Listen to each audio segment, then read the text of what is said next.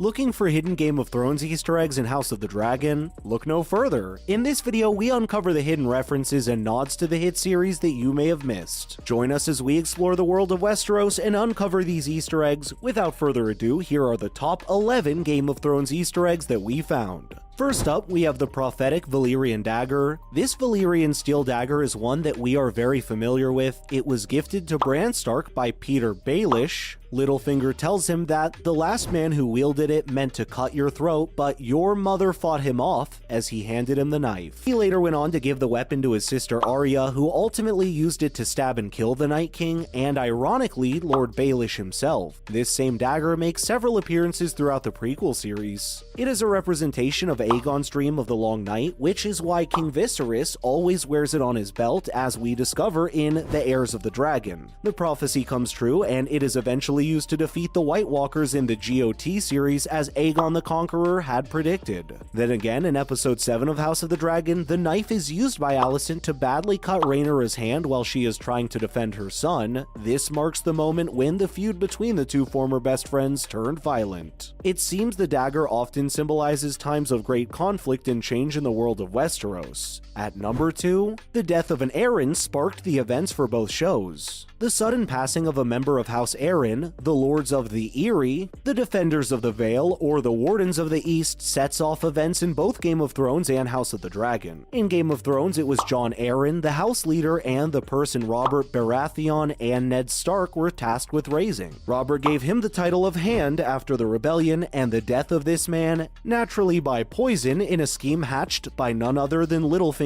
catalyzes the entire plot. He goes to Winterfell to ask Ned to take over for him as Hand of the King. When he travels south, he discovers that Joffrey, Tommen, and Myrcella were born of Cersei and Jaime, and are therefore not legitimate children, and bang, the start of Game of Thrones. Aemma Arryn is the daughter of the Lord of the Eyrie, Roderick Arryn, and his wife, Daella Targaryen, wife to King Viserys and the mother of Rhaenyra. The king makes the cruel decision to risk her life in an attempt to save their unborn son, but fails. This leads to his marriage with Alicent, which is the ultimate cause of the Greens vs. Targaryen conflict. Now, let's talk about the tragic weddings in both shows. They say a Dothraki wedding without at least 3 deaths is a dull affair, and through the course of Game of Thrones, we've seen that in all Westerosi marriages too. You know what we're talking about. We are sure you all remembered the red and purple wedding. What's more is, 200 years ago, things were no different. It makes sense that the engagement ceremony for Rhaenyra and Laenor was an absolute mess. Sir Criston Cole loses a screw in the old noggin and beats the groom's best friend to a pulp. In the book, he fatally wounds Sir Joffrey with his Morningstar during a tournament round. The poor knight suffers in agony for 6 days before passing away. Yeesh, at least his death was made short and quick in the show. Next up, we've got the children's fights turning bloody. In episode 7, the fight between the kids of Rhaenyra and Alicent begins innocently enough before turning into a complete disaster. Aemon chokes Jacaerys, which causes his brother Lucerys to slash his face with his dagger. He loses his eye as a result of this injury, and Queen demands justice in the simple eye for an eye fashion. Although the circumstances and the stakes are different, the entire scene is reminiscent of the scene where Joffrey, Sansa, and Arya are brought before the king following their fight on the way from Winterfell to King's Landing in the first season of Game of Thrones. The little Stark's direwolf saved the day by biting Joffrey's hand. Since Arya's direwolf Nymeria escaped after the incident, Sansa's direwolf Lady was executed instead as a result of Cersei's demands for vengeance. Coming up, You Are No Son of Mine. Prince Aegon somehow managed to show all the worst characteristics of a spoiled prince, including assaulting handmaids, which is further established in episode 8 as well. When Queen Alicent learns what he did to Diana, one of the Red Keep servant girls, she immediately marches to her son's chambers and screams at him, saying, quote, "You are no son of mine." When Tyrion had already shot Tywin Lannister once and was reloading his crossbow to deliver the killing blow in the Game of Thrones Season 4 finale, Tywin Lannister uttered the same sentence. Let's see how Prince Aegon's relationship with his mother unfolds as the House of the Dragon continues. Moving on to the birth of the Targaryen reptile babies in both shows. Rhaenyra was pregnant with her third child with Daemon in the most recent episodes. Additionally, in episode 10, she went into early labor because of the shock she felt after having heard the news of her father's passing and her half-brother's coup. Rhaenyra gave birth to a stillborn baby daughter after yet another gruesome birthing scene. The baby is described in the books as having dragon-like features. As we see toward the end of the first season, Daenerys Targaryen experienced the same thing when she gave birth to Rhaego, her son, with Khal Drogo, prematurely. At this point, it's difficult not to compare the two. Following up, the hunt for the White Hart. In episode 3 of House of the Dragon, much of the action takes place in the Kingswood. Outside of King's Landing, this is where the Targaryen royal hunt takes place, celebrating the second birthday of Viserys I and Alicent's son, Aegon. The scenes in the Kingswood are reminiscent of Robert Baratheon's hunt in the first season of Game of Thrones, especially when considering the prized game for both was a White Hart. This comparison highlights the decline of the Seven Kingdoms, which will continue with the Dance of the Dragons. Both Rhaenyra and Robert are attacked by a boar in Kingswood, but their experiences are vastly different. She successfully kills her boar, showing her strength as a ruler. Robert, on the other hand, is killed by his boar, setting off the events of Joffrey's reign and the War of the Five Kings. Coming up next, do we see Daenerys' dragon eggs in HOTD? This is our only Easter egg today about the actual eggs, and it's one of our favorite ones. The end of the second episode of House of the Dragon focuses on Daemon Targaryen taking a dragon egg from the dragon pit to give to his son, as was the Targaryen tradition. The egg came from Dreamfire, a dragon who will be significant during the Dance of the Dragons, though this storyline focuses on her earlier life. Princess Rhaena Targaryen, the granddaughter of Aegon the Conqueror, was revealed to be the last rider of Dreamfire. She spent time in hiding on Fair Isle in the Sunset Sea where Dreamfire laid eggs. 10 years later, Rhaena found out that 3 of those eggs had been stolen by Alyssa Farman, the daughter of the Lord of Fair Isle, a friend and possible lover of hers. The 3 eggs were brought by Alyssa to the Free Cities, notably Pentos, and you know who else lived in Pentos? Illyrio, who is the person who hosted Viserys and Daenerys Targaryen in his home and gave her a gift of dragon eggs at her wedding to Khal Drogo. It's plausible that Drogon, Balerion, and